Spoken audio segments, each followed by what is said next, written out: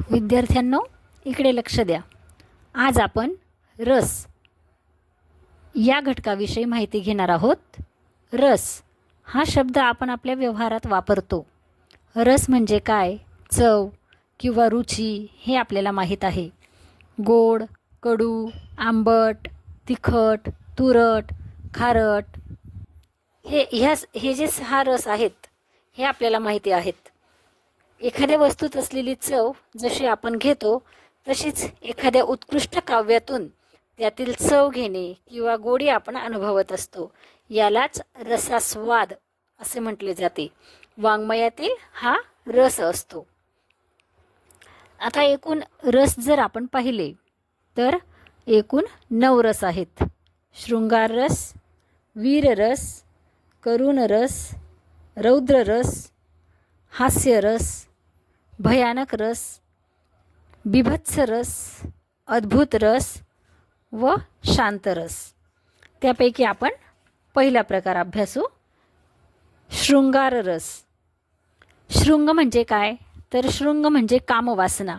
स्त्री पुरुषांना एकमेकांबद्दल वाटणाऱ्या प्रेमातून, एकमेकांबद्दल वाटणाऱ्या आकर्षणातून या रसाचा उगम होतो.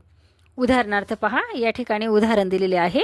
डोळे हे जुलुमी गडे, रोकुनी मजकडे पाहू नका. या ठिकाणी शृंगार रस हा अवतरताना दिसतो.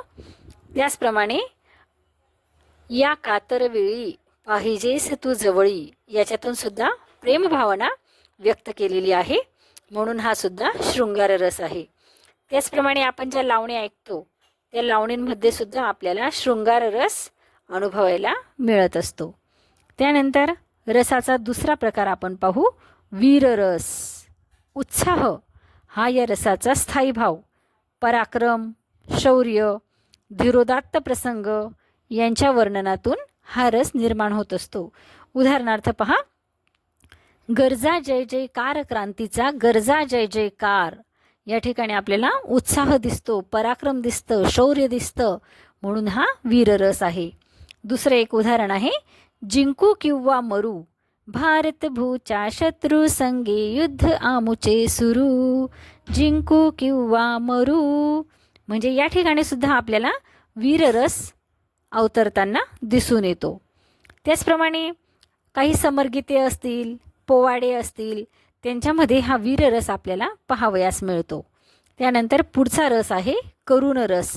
शोक किंवा दुःख, वियोग, संकट यातून हा करुण रस निर्माण होत असतो. हृदयद्रावक अशा गोष्टी ज्या वेळा घडत असतात त्या वर्णनामध्ये करुण रस असतो. उदाहरणार्थ पहा, हे कोण बोलले बोला, राजहंस माझा निजला. एका स्त्रीचा मुलगा ज्या वेळेला मृत पावलेला आहे त्यावेळेला हे वर्णन केलेले आहे, म्हणून हा दुःख, वियोग, संकट असे दाखवणारा रस म्हणजे करुण रस.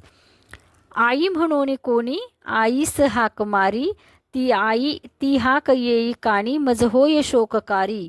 यामध्ये सुद्धा आईसाठी आई दिसत नाही आहे आणि म्हणून तो कवी आईला हाक मारत आहे, म्हणून या ठिकाणी सुद्धा दुःख अवतरताना दिसतं, म्हणून हा सुद्धा करुण रस आहे. पोर खाटेवर मृत्यूच्याच द्वारा. ही कविता जर आपण पाहिली तर या ठिकाणी सुद्धा आपल्याला दुःख दिसतंय, म्हणून हा सुद्धा करुण रस आहे. त्यानंतर पुढचा रस आहे हास्यरस. विसंगती असेल, असंबद्ध भाषण असेल, व्यंगदर्शन असेल, विडंबन असेल, चेष्टा असेल, यांच्या वर्णनातून हा हास्यरस निर्माण होतो. उदाहरणार्थ पहा, परटा येशील कधी परतून. त्याचप्रमाणे उपास मज लागला सखी, उपास मज लागला. या ठिकाणी आपल्याला हसू येईल, उपास केलेला आहे आणि तो उपास मात्र लागून गेलेला आहे. त्यानंतर सुदाम्याचे पोहे, चिमणरावाचे चर्हाट, काही विनोदी पुस्तकं असतील त्याच्यामधून हास्यरस झळकताना आपल्याला दिसतो. त्याचप्रमाणे प्रेमाचा गुलकंद ही एक कविता आहे. या प्रेमाच्या गुलकंद कवितेमध्ये ज्या वेळेला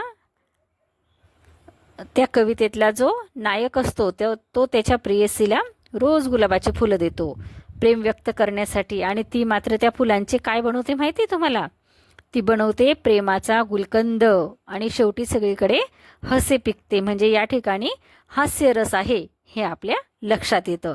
म्हणजे ज्यावेळेला विसंगती असेल, असंबद्ध भाषण असेल, व्यंगदर्शन असेल, विडंबन असेल, चेष्टा असेल, त्यावेळेला हास्यरस अवतरताना दिसतो. त्यानंतर पुढचा रस आहे रौद्र रस. अतिशय क्रोध वा चीड या भावनेतून रौद्र रस निर्माण होतो. उदाहरणार्थ, पाड सिंहासने दुष्टती पालथी, ओढ हत्ती वरुणी मत्त नृप खालती, मुकुट रंकासी दे करटी भूपाप्रती, झाड खटखट तुझे खड्ग रुद्रा.